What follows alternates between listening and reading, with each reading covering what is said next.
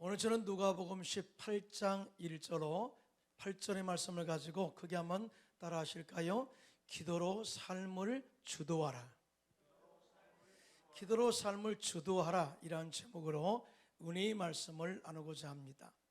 최근 코로나19 바이러스로 인하여 새로운 신조어가 탄생했는데 코로나 블루라는 신조어입니다. 코로나 블루는 코로나19와 블루, 우울감이 합쳐진 신조어입니다. 코로나19 확산으로 사회적 거리두기가 2단계 기간이 장기화되고 집에 갇혀 지내면서 사회적 고립감이 증폭되어서 우울감이나 무기력증으로 이어지는 현상을 코로나 블루라고 말합니다. 최근 사회적 거리두기가 강화되면서 사람을 멀리해야 한다는 생각이 사람들의 마음속에 각인되어지고 있습니다. 그래서 상대방을 배려하고 양보하는 마음보다는 타인들을 피해하는 대상, 경계의 대상으로 대하면서 스스로 마음의 장벽을 쌓음으로 우울감과 분노의 감정이 더욱더 깊어지고 확산되고 있는 것을 보게 되죠. 그래서 최근 의학계 소견에 의하면 지금은 이 코로나 블루를 지나 코로나 레드, 즉 분노의 단계에 이르게 되었다고 이야기하면서요, 앞으로 치명적인 암담함의 위협이 다가오게 될 것이다. 이것이 바로 코로나 블랙 단계가 임하게 되는데 이것이 임박해 있다라고 염려하면서 경계하고 있는 것을 보게 됩니다.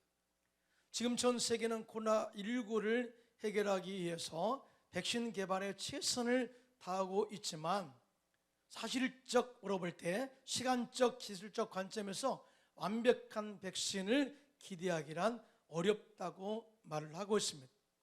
그래서 최근에는 행동 백신, 즉 사회적 거리두기, 손 씻기 뿐만 아니라 생태 백신이 코로나를 막는 해결책이라고 말을 하기도 합니다. 코로나19 바이러스는 인간의 자연계를 파괴하고 동물들의 서식 공간을 파고들어 야생동물의 요리를 검증 없이 먹음으로 다가온 재앙이라고 할 수 있습니다. 그래서 최근 국내외 생물학, 생태학 박사들의 발표에 의하면 이 코로나19를 근본적으로 해결하기 위해서는 자연보호와 환경보호를 통한 생태 백신이 감염병 확산을 막을 수 있는 근원적인 대책이 될 수 있다고 말을 했습니다. 다시 말해서 근원을 치료하지 않으면 절대적으로 이 코로나 확진에 같은 감염병은 치료될 수가 없다. 또한 이렇게 생태 백신적 차원에서 주도적으로 이끌어가지 않으면 절대 이 코로나 확산을 막을 수 없음에 대해서 이야기하고 있는 것입니다.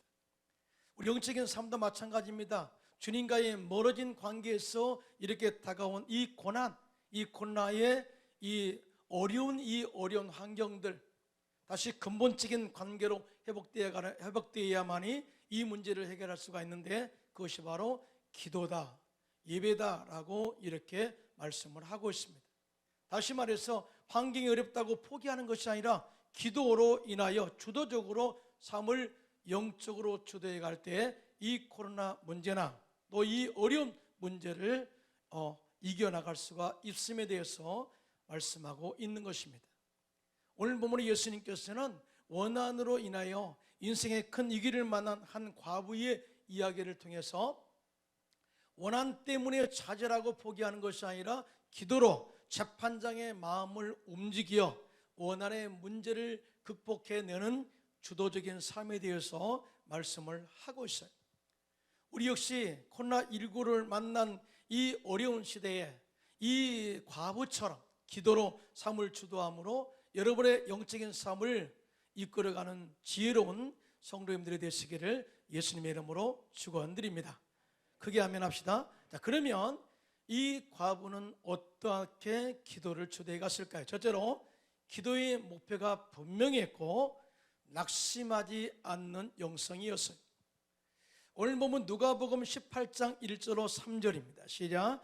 예수께서 그들에게 항상 기도하고 낙심하지 말아야 할 것을 비유로 말씀하여 이르시되, 어떤 도시에 하나님을 두려워하지 않고 사람을 무시하는 한 재판장이 있는데, 그 도시에 한 과부가 있어 자주 그에게 가서 내 원수에 대한 나의 원한을 풀어주소서 하되라고 이렇게 말씀을 시작하고 있습니다.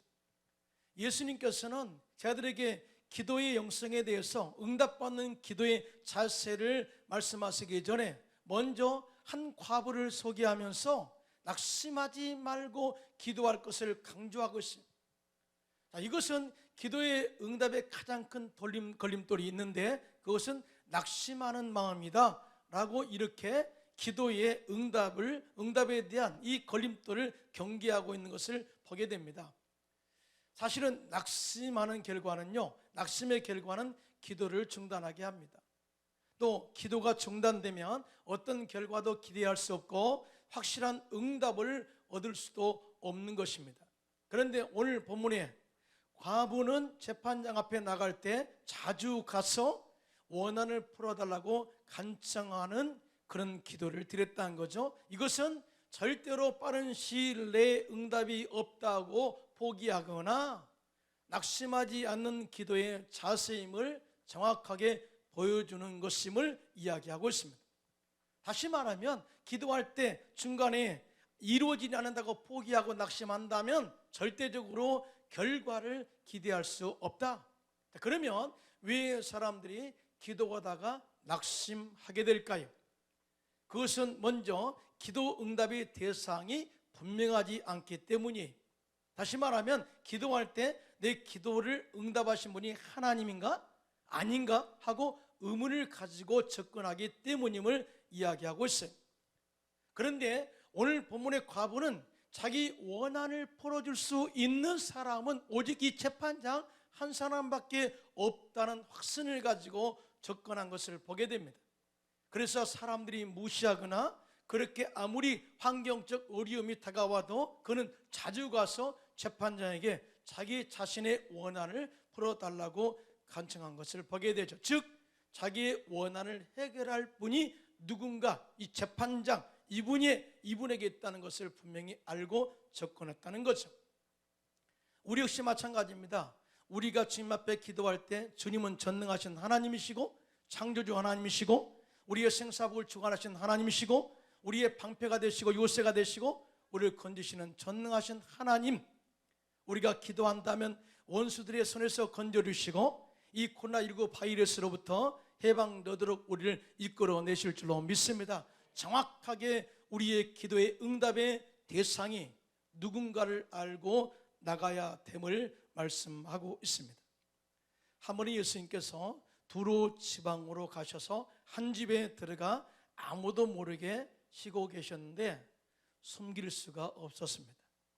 그때 더러운 귀신 들린 어린 딸을 둔 한 여자가 예수님에 대한 소문을 듣고 곧바로 와서 예수님의 발 아래에 엎드려서 자기 딸에게서 귀신을 쫓아내 주기를 간절히 간구하였습니다. 이 여인은 헬라인이요 수로보니게 족속이었다, 이렇게 소개해요. 당시에 유대인들은 이들을 무시했습니다. 그때 예수님께서 자녀로 먼저 배불리 먹게 할지니 자녀의 떡을 취하여 개들에게 던짐이 마땅하지 아니하니라 하고 여인의 간구를 무시하셨습니다. 이 정도 되면은 이 여인은 물러설 것 같은데 그러지 않고요, 더욱더 간절하게 주님을 붙잡고 매달립니다. 마가복음 7장 28절로 30절입니다. 시작. 여자가 대답하여 이르되 주여 올소이다마는 상 아래 개들도 아이들이 먹던 부스러기를 먹나이다. 예수께서 이르시되 이 말을 하였으니 돌아가라, 귀신이 내 딸에게서 나갔느니라 하시매 여자가 집에 돌아가 본즉 아이가 침상에 누웠고 귀신이 나갔더라 라고 증언을 하고 있습니다. 이 수르보니게 여인이 사람들에게 무시를 당하고 예수님에게도 무시를 당하는 말을 들었지만은 그는 절대 낙심하지 않고 끝까지 주님 붙잡고 자신의 딸에게서 귀신을 쫓아내달라고 간절히 간청했어요. 그 이유가 뭐예요? 바로 예수님이 이 문제의 해결자임을 믿은 거예요. 믿음의 확신입니다. 전능하신 하나님의 능력이 예수님을 통해서 온다는 사실을 믿은 거예요. 예수님에 대한 소문을 들었어요. 죽은 자를 살리시고 또한 이 압제당한 자, 포로된 자를 자유케 하시는 예수님의 능력을 들은 거예요. 이것을 믿음으로 승화시킨 거예요. 그리고 나가서 기도로 간구하여 예수님의 능력을 체험하는 역사를 경험하게 된 것입니다. 그러므로 우리는 기도할 때 우리가 구하는 것을 반드시 하나님이 응답하신다는 믿음의 확신을 가지고 나가 기도하시기를 예수님의 이름으로 축원합니다.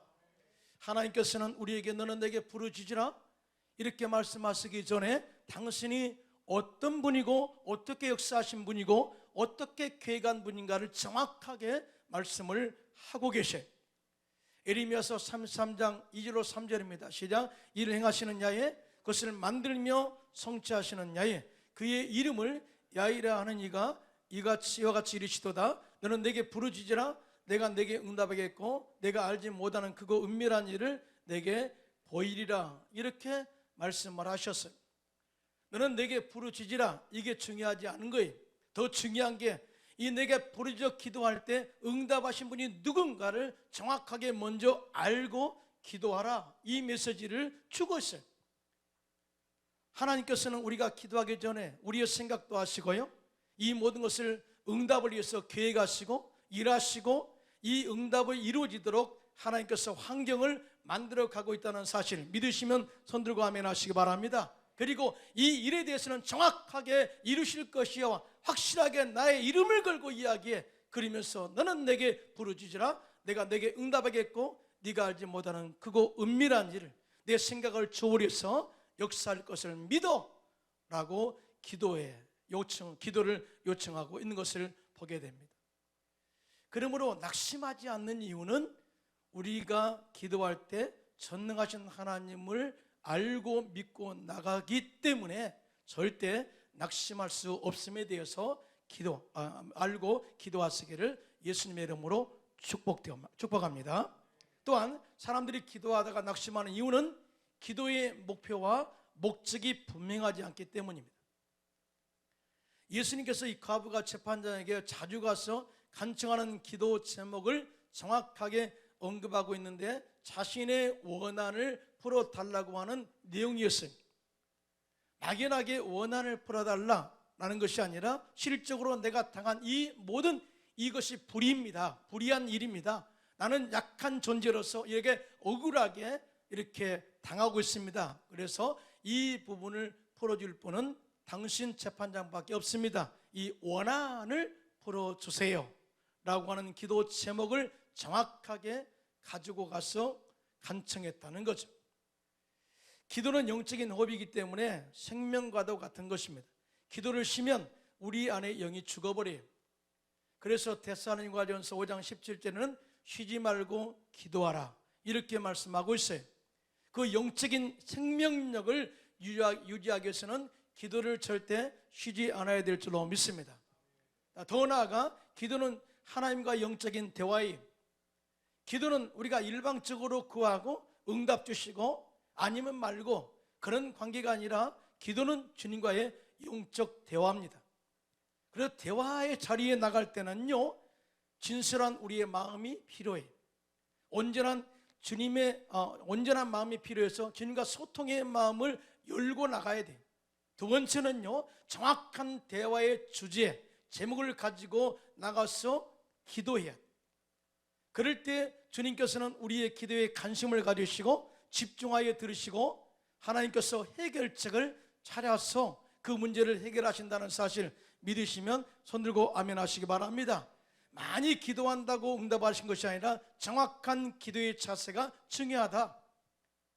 그래서 예수님께서는 저희들에게 기도 자세에 대해서 다음과 같이 말씀하셨어요. 마태복음 6장 7절입니다. 시작. 또 기도할 때 이방인과 같이 중언부언하지 말라. 그들은 말을 많이 하여 들으실 줄 생각하느니라고 이렇게 경계를 하고 있습니다. 수식을 많이 넣어서 또 하나님 말씀을 많이 넣어서 이렇게 이용해서 기도하는 것이 기도 응답의 비결이 아니라, 이것도 좋지만 더 중요한 것은 정확한 기도 제목의 목표와 목적을 가지고 기도하는 것, 이거보다 더 귀한 이 기도, 주님과의 대화의 방법은 없다라는 것을 말씀하고 있어요. 에브라임 산지에 엘가나라는 사람이 살았는데요, 그 사람에게는 두 아내가 있었어요. 첫째 아내는 한나요, 둘째는 브니나였습니다. 둘째인 브니나에게는 자식이 있어 자식이 없는 한나를 괴롭혔습니다. 아무리 남편의 사랑을 많이 받아도요, 그 괴로운 마음을 달랠 수가 없었습니다. 그래서 한나는 이 괴로운 마음을 가지고 실로에 있는 하나님의 성전에 들어가 아들을 달라고 간절히 기도하기 시작합니다. 그런데 그 기도에는 아주 구체적인 내용이 들어가 있어요.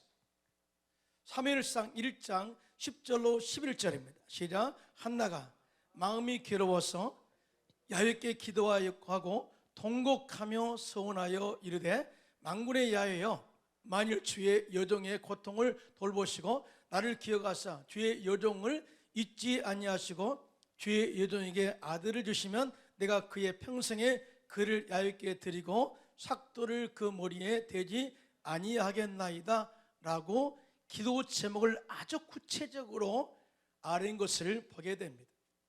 먼저 이 한나는 본인나 때문에 감정 싸움을 하지 않는다는 것, 그가 나를 괴롭히기 때문에 내가 원한을 갖겠다, 그것이 아니라 이 괴로운 마음을 주님이 살펴주시기를 원합니다. 그런데 이 괴로운 마음을 해결할 수 있는 방법은 딱 하나, 아들 주시면 됩니다. 이것이 목표였습니다. 그런데요, 이렇게 하나님의 기도의 응답이, 목표가 이루어진 이후에는 이 아들을 하나님께 드려 평생에 하나님을 섬기도록 한 나신으로 세우겠습니다고 하는 서원 기도였습니다.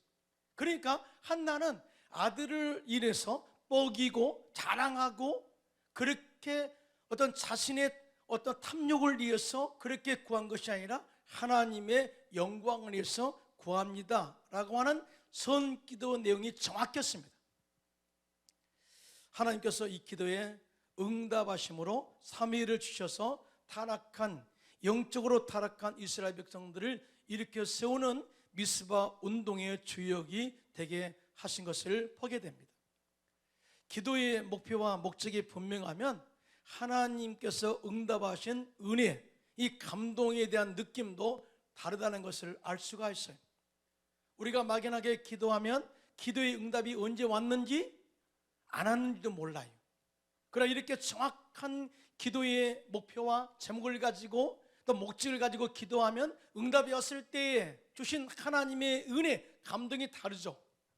그래서 사무엘을 하나님으로부터 받은 한나는 또 잘 양육해서 젖된 이후에는 사무엘을 하나님의 성전으로 데리고 가서 엘리 제사장에게 보여주면서 앞으로 잘 부탁합니다 이렇게 말하면서 이 엘리 제사장에게 사무엘에 대한 소개를 이렇게 하고 있습니다. 사무엘상 1장 27절로 28절입니다. 시작. 이 아이를 위하여 내가 기도하였더니 내게 구하여 기도한 바를 야훼께서 내게 허락하신지라. 그러므로 나도 그를 야훼께 드리되 그의 평생을 야훼께 드리나이다 하고 그가 가서 야훼께 경배하니라 라고 이렇게 이 하나님의 감동적 기도 응답의 고백을 드리고 있는 모습을 보게 되죠. 한나가 살았던 시대는요, 영적으로 어두운 시대였습니다. 하나님의 제사장이 죄를 지어 온전하지 못했고요, 하나님의 말씀이 희귀했던 시대였습니다. 즉 진실한 하나님의 대언자가 필요했던 시대였죠. 이런 때 하나님께서는 한나의 태문을 닫으셨어요. 성경에 보면 한나가 아이를 낳을 수 없어서 못 낳은 것이 아니라 하나님이 한나의 태문을 닫으셨다. 그로 인해서 분인나를 통해 마음의 괴로움을 갖게 하고 결국은 한나를 하나님의 성전으로 이끌어내어 기도하게 하심으로 인생의 괴로움을 기도로 주도해서 하나님의 뜻을 이루어 가도록 하신 하나님의 섭리를 보게 됩니다. 할렐루야. 그래서 우리는 어떤 상황에서도 절대 낙심해도 안 되고요, 뒤로 물러가도 안 되고요, 원만 불평해도 안 되고요, 이 괴로운 심정을 가지고 하나님 전에 나가 기도함으로, 기도로서 여러분의 삶을 주도적으로 이끌어 가시기를 예수님의 이름으로 축원합니다. 예수님께서는 이 땅에 오신 목표와 목적이 분명했습니다. 십자가에서 마귀를 멸하시고 십자가의 죽으심으로 우리의 원죄를, 자범죄를 다 사하여 주시고 우리 생활의 저주를 끊으시고 믿는 자에게 아브라함의 복을 누리도록 하기 위함이었습니다. 믿으시면 아멘 하시기 바랍니다. 또 예수님께서 채찍의 마름으로 우리의 모든 질병의 치료함 받아서 정말 하나님의 영광을 위해서, 나를 위해서 주님의 지상 명령을 수행하도록 하기 위해서 십자가에 죽으신 거예요. 그리고 부활하신 거예요.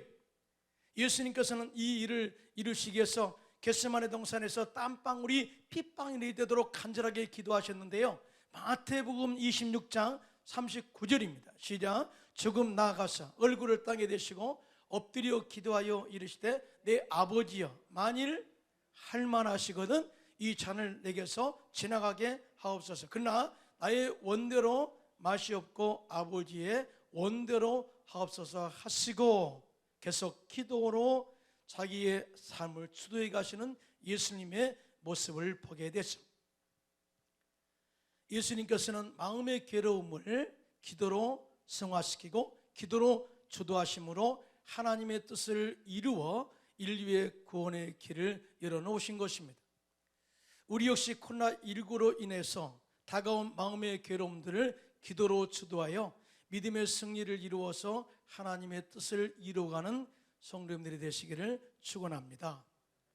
둘째로, 이 과부는 인내하는 기도로 재판장 관심 속에 그의 모든 삶이 있게 했어요. 오늘 보면 누가복음 18장 4절 5절입니다. 시작. 그가 얼마 동안 듣지 아니하다가 후에 속으로 생각하되 내가 하나님을 두려워하지 않고 사람을 무시하나 이 과부가 나를 번거롭게 하니 내가 그 원한을 풀어주리라. 그렇지 않으면 늘 와서 나를 괴롭게 하리라 하였느니라고 이렇게 예수님은 설명을 하고 있습니다. 예수님께서는 이 여인의 비유를 통해서 기도로 삶을 주도하는 두 번째 영적 원리를 가르치고 있는데, 이 재판장의 고백이 그가 나를 번거롭게 하니라는 이 고백, 사실은 처음에는 이 과부의 간청에 대해서 관심을 갖지 않았다는 거죠. 이 여인에 대한 이 강청함에 대해서 절대 내 시선이 그곳에 가지 않았다는 거죠. 아니, 관심 밖에 있었다는 거죠. 그런데 이 과부가 날마다 찾아와서 나를 괴롭게 하니, 낙심하지 않고 기도하니, 인내 가지고 끈기 있게 간청하니 내가 이 과부로 인해서 다른 일을 할 수가 없어. 그래서 이 재판장이 빨리 이 여인의 원한을 풀어줘야 되겠다고 하는 결단을 하게 되었다. 이 말은 그 여인의 간청함의 내용이, 이 과부의 이 간청함의 내용이 이 재판장의 마음속에 가득 차 있었음을 이야기하고 있는 것입니다. 당시 사회에서 가장 약자로 표현되지는 부류가 있는데, 첫째는 과부요, 둘째는 고아였어요. 그들은 사회의 약자였습니다. 또한 구제의 대상이었습니다.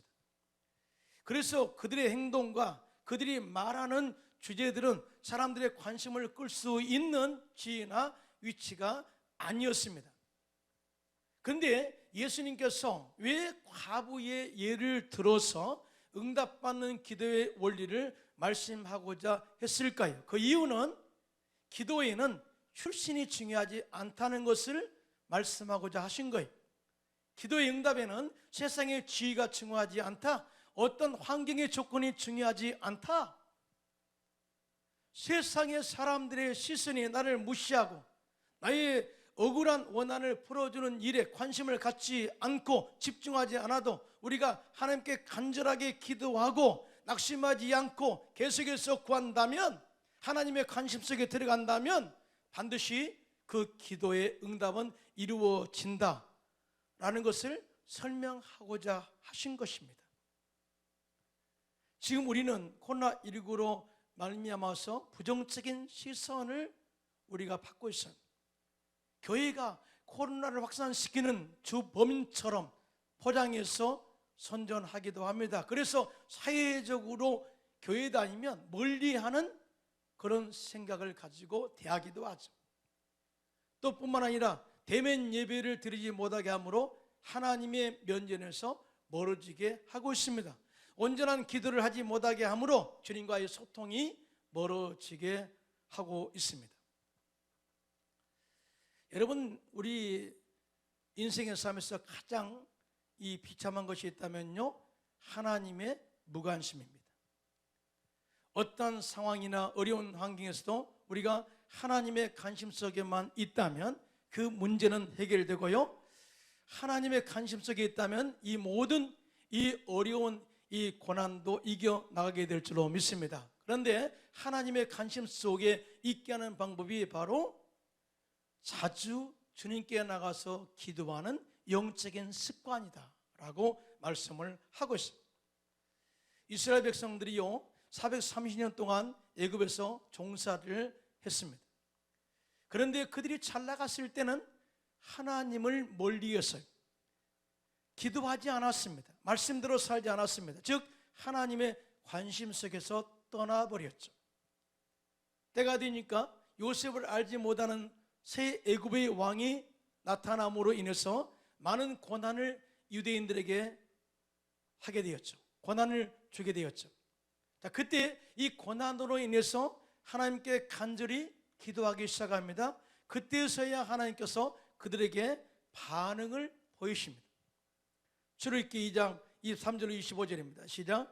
여러 해 후에 애굽 왕은 죽었고 이스라엘 자손은 고된 노동으로 말미암아 탄식하며 부르짖으니 그 고된 노동으로 말미암아 부르짖는 소리가 하나님께 상달된지라 하나님이 그들의 고통 소리를 들으시고 하나님이 아브라함과 이삭과 야곱에게 세운 그 언약을 기억하사 하나님이 이스라엘 자손을 돌보셨고 하나님이 그들을 기억하셨더라 라고 이렇게 증언을 하고 있습니다. 여러분 참 아이러니하지 않아요? 이스라엘 백성들이 괴로움을 한 해만 겪은 것도 아니고 430년 동안 오랜 세월 고통과 고난 가운데 살았단 말이죠. 자, 그러면 그들이 함께 공동체에서 그들의 고난과 힘듦에 대해서 대화하지 않았겠어요? 아, 힘들다, 살기 어렵다, 요즘도 그러잖아요. 그렇죠? 코로나 때문에 정말 힘들어 라고 이렇게 고백한 이 고백들도 있었을 것이다. 애굽 사람들 정말 왜 우리를 괴롭혀 죽이고 싶어 하는 그런 마음의 감정도 나타냈을 것입니다. 이런 것에 대해서 하나님은 관심을 갖지 않았다는 거죠. 그런데 이 고통으로 노된 고통으로 인해서 그들이 탄식하며 부르짖어 간절하게 기도했을 때, 즉 주님께 나가 진솔하게 기도했을 때, 또 주님께 전능하신 하나님을 믿고 도움을 요청했을 때, 그때서야 아브라함과 이삭과 야곱에게 세운 그 언약들을 기억하셨고요, 또 하나님의 그 백성들을 기억하시고 그들의 자손, 즉 이스라엘 자손들을 돌보시기로 작정하셨다고 그렇게 고백을 하고 있어요. 여러분 정말 우리는 불평하고 원망할 수 있어요. 이건 기도가 아니라는 거죠.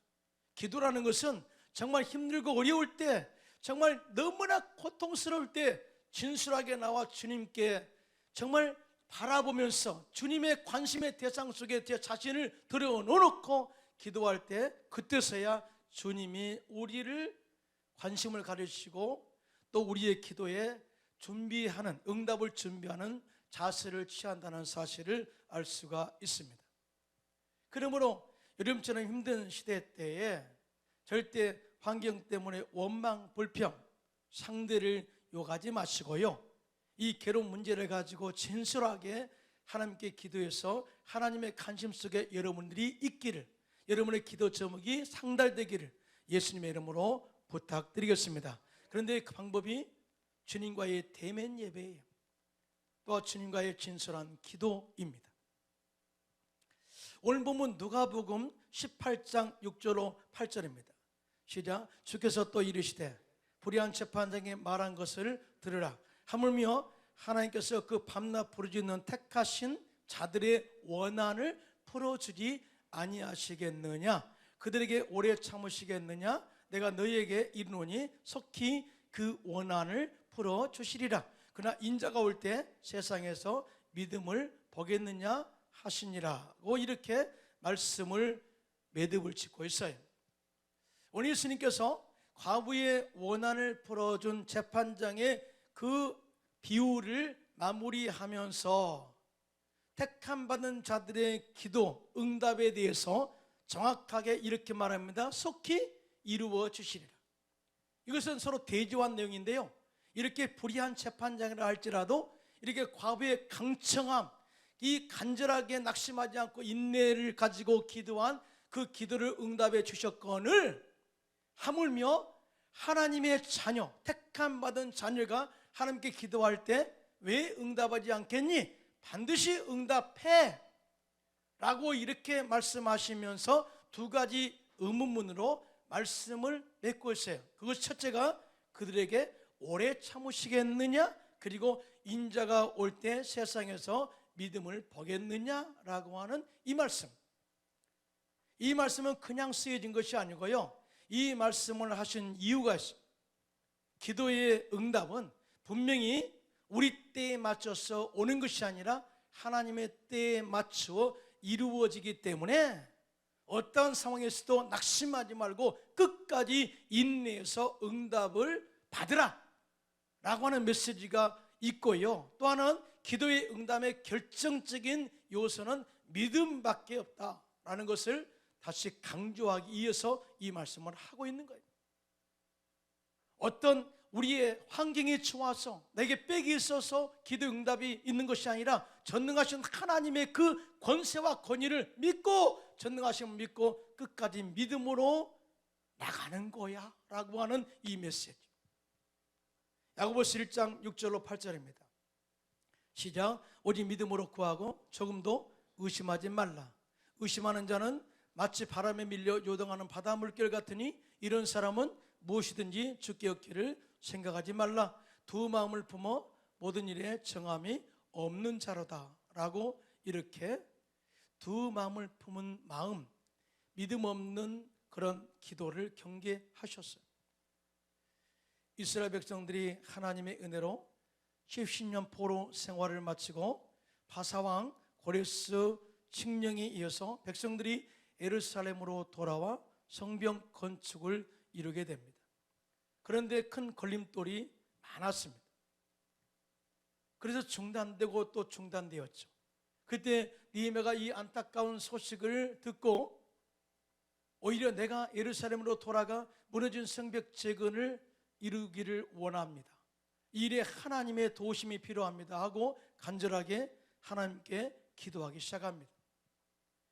느헤미야서 1장 4절 5절입니다. 시작. 내가 이 말을 듣고 앉아서 울고 수일 동안 슬퍼하며 하늘의 하나님 앞에 금식하며 기도하여 이르되, 하늘의 하나님, 야의 크고 두려우신 하나님이여, 주를 사랑하고 주의 계명을 지키는 자에게 언약을 지키시며 긍휼을 베푸시는 주여 간구하나이다.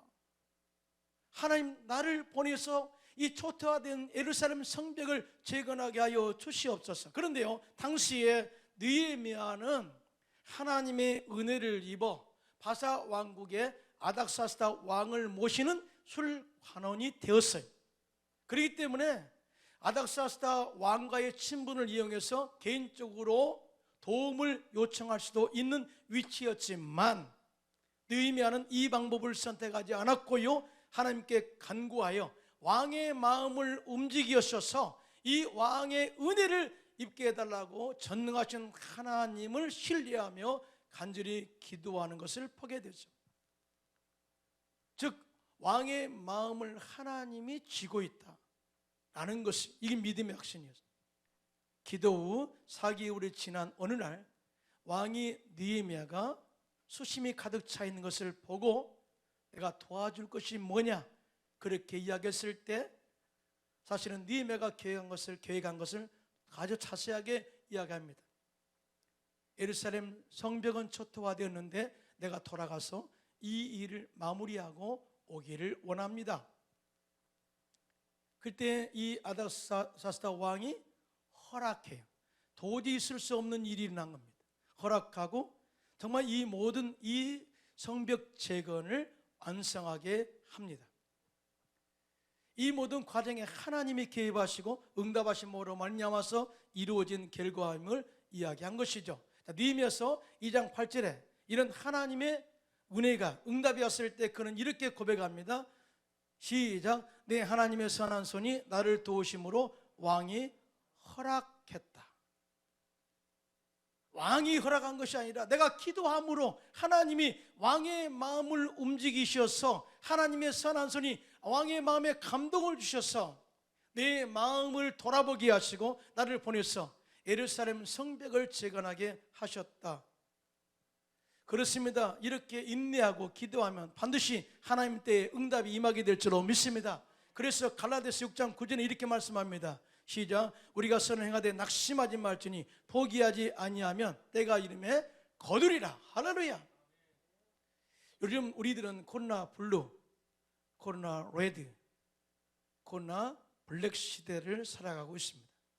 이럴 때 우리들은 기도로 이 위기의 환경을 주도해 나가야 합니다.